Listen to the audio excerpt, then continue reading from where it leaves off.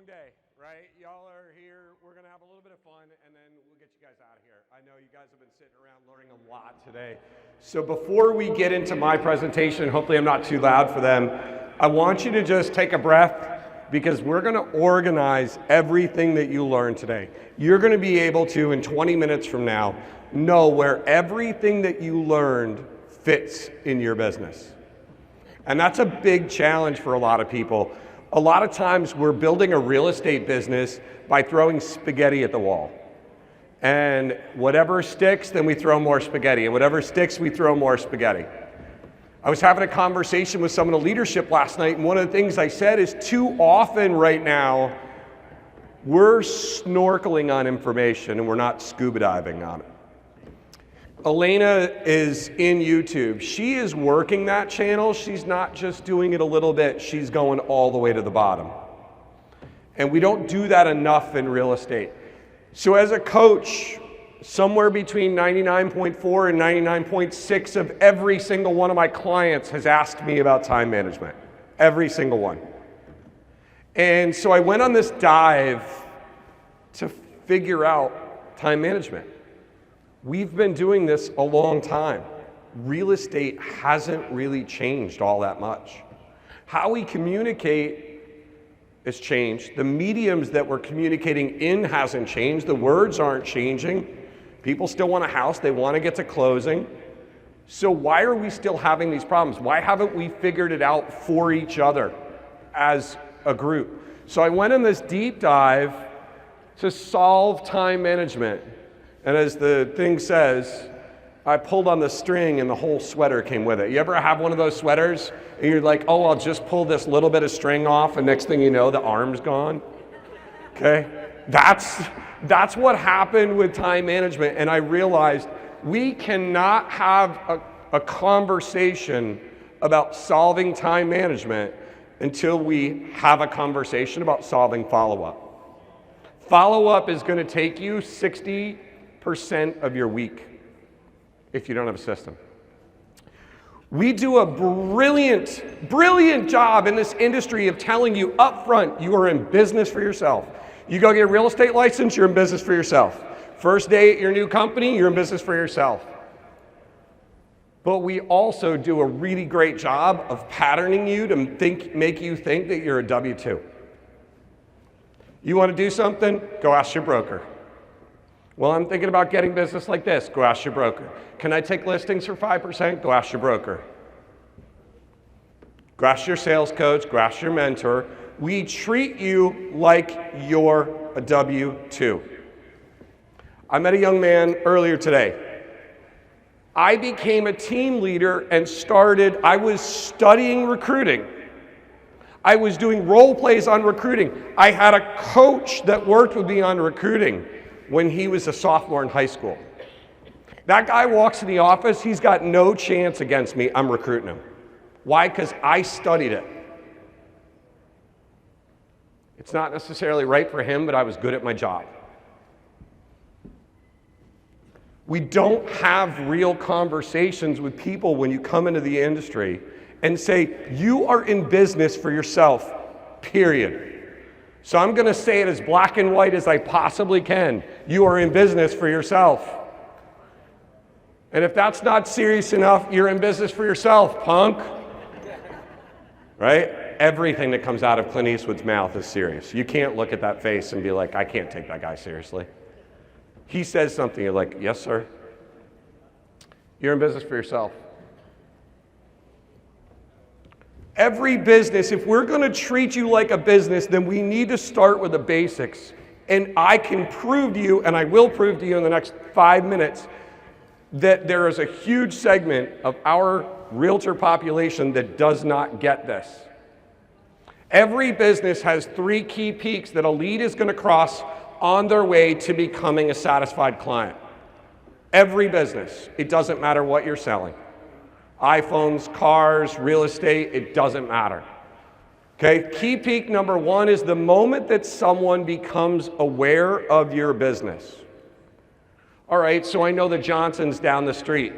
We're at some community event and they go, oh, I didn't realize you were in real estate. We're actually thinking about selling our house. I've known them for years. They just became aware of my business though. So it's that moment of awareness. Here's a slide that you guys need to memorize and know every day of the week. This is called the sales pyramid. This represents the market for any product or service. So let's take an iPhone.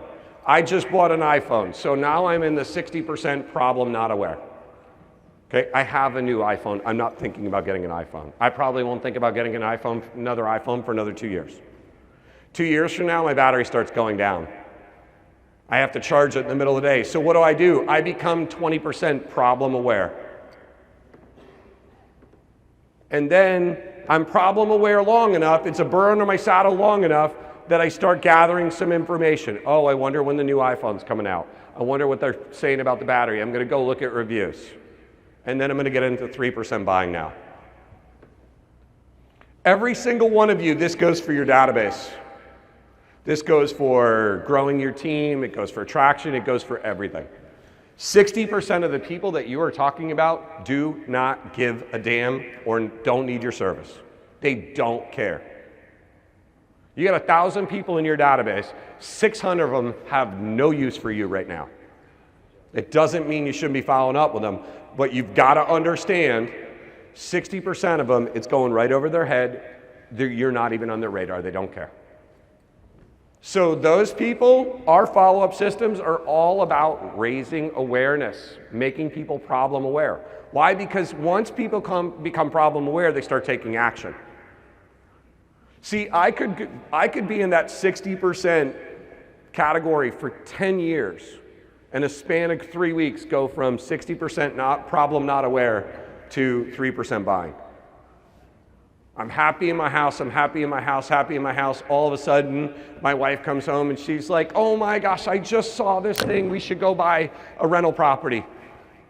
I never even thought about it. Let's talk to her. Yeah, financial planner. Okay, we can do it. Yeah. 3 weeks later, we're buying something. This goes for everything in your life. So you've got to understand what messages you're sending to whom. And how easy are you making it for people to gather information from you? Do they have to get a piece and then wait until you feel like sending another piece? And then wait until you feel like sending...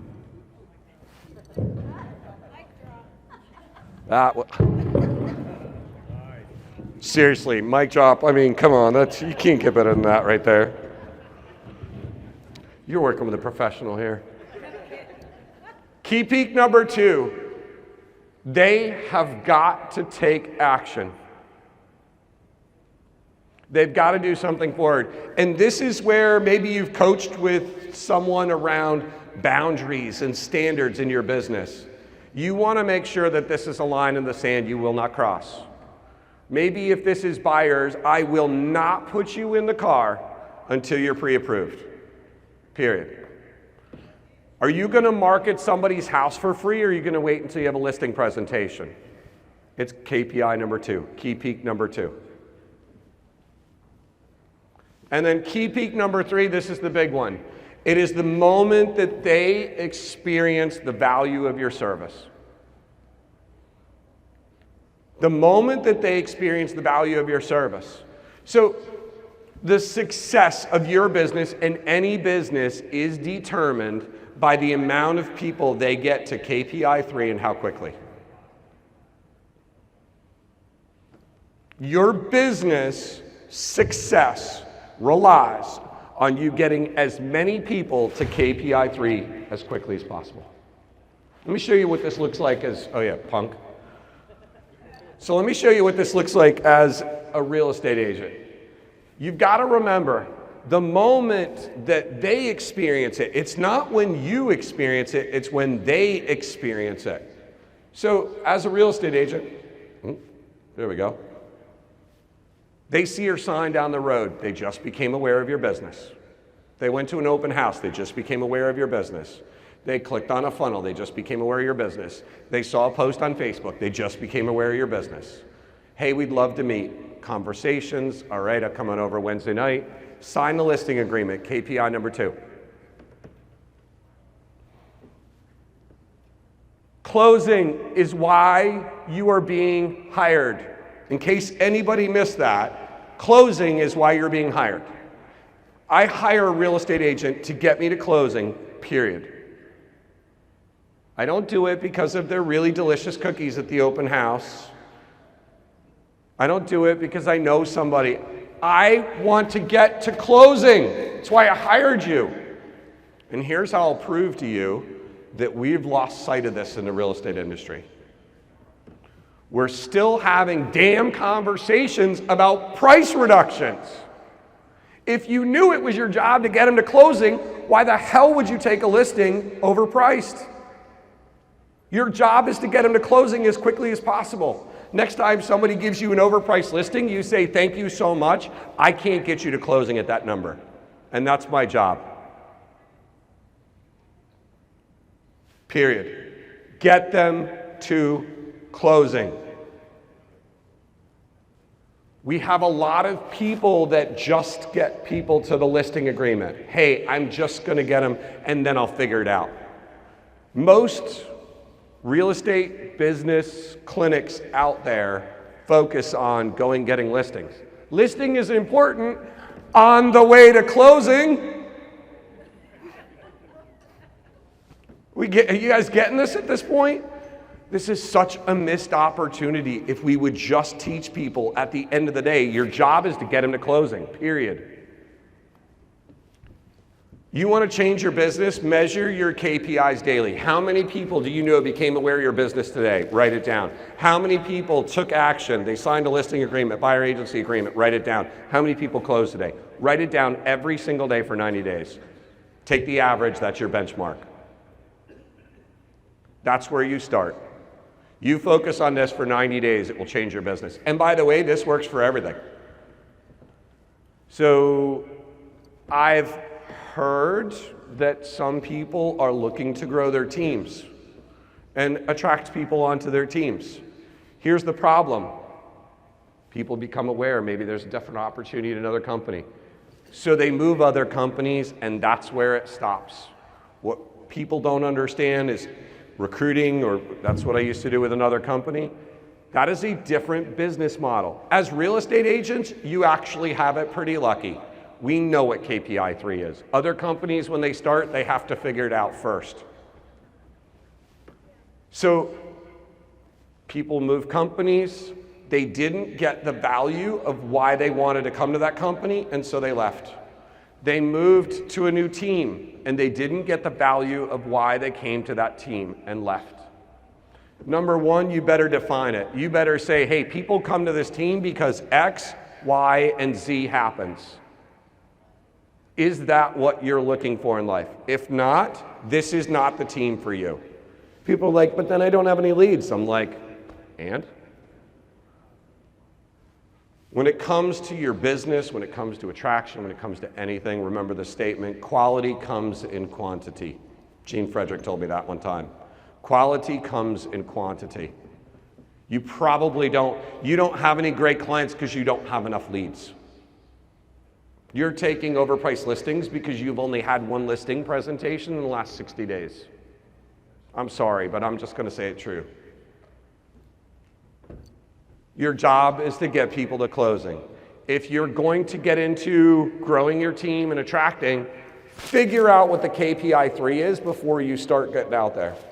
Or figure out what would make someone else want to be part of your team. What are they looking for? And then it's your job to make sure they get it. So the core system that will move the needle faster than anything else in your business is follow-up. And most people don't understand that there are 5 core follow-up systems to every business, and about 95% of the businesses we're dealing with don't have it. See, you should have follow-up systems coming in and going out of every KPI.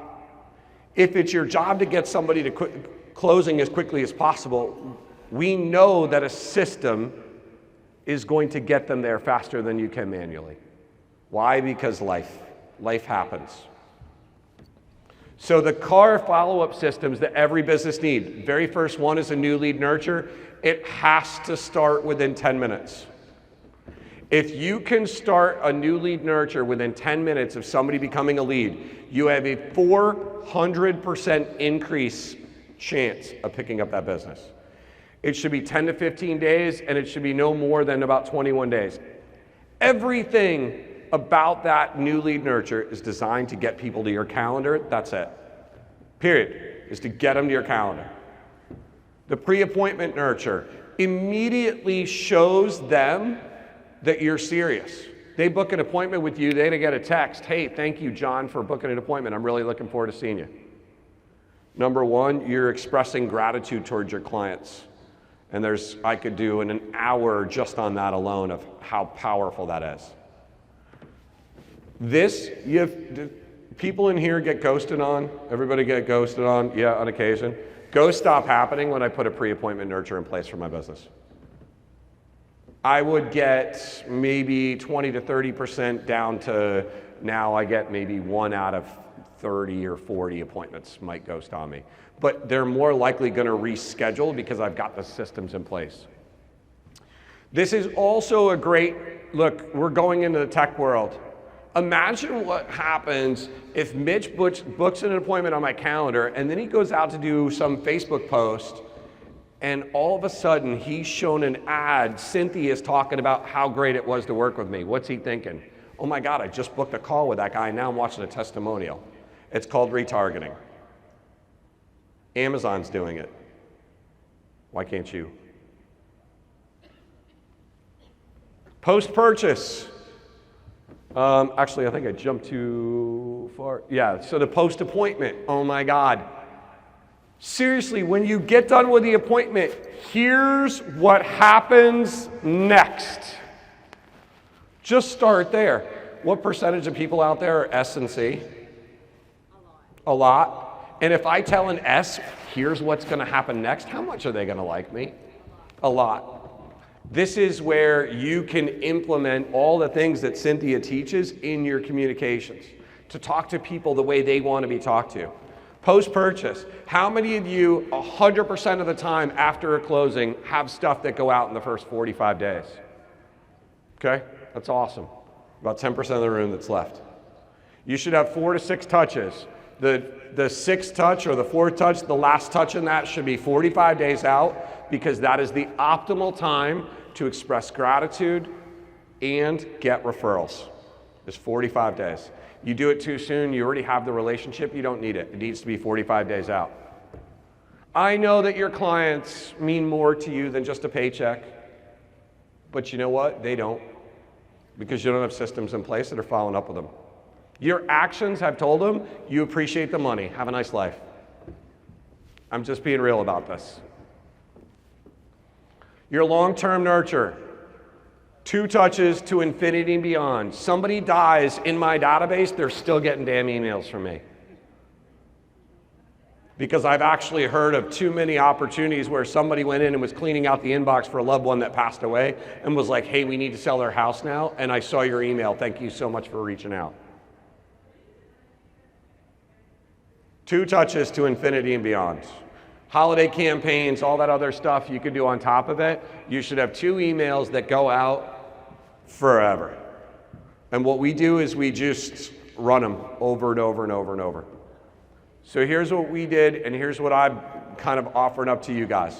We've automated the 5 core follow-up systems. We will show anybody how to build these and get them implemented into your business in 5 days. But see, going back to the conversation we started with, a business is just a collection of systems. Think about Amazon. Is it a warehouse company? No. Is it a delivery company? No. Is it a familiar website? No. Is it all of them? Yup. Do they all talk to each other? Yup. A business is a collection of systems. If you're going to go buy a McDonald's franchise or a Starbucks franchise, what are you buying? You're not buying the dirt. You're not buying the building. You're not buying the people. What are you buying?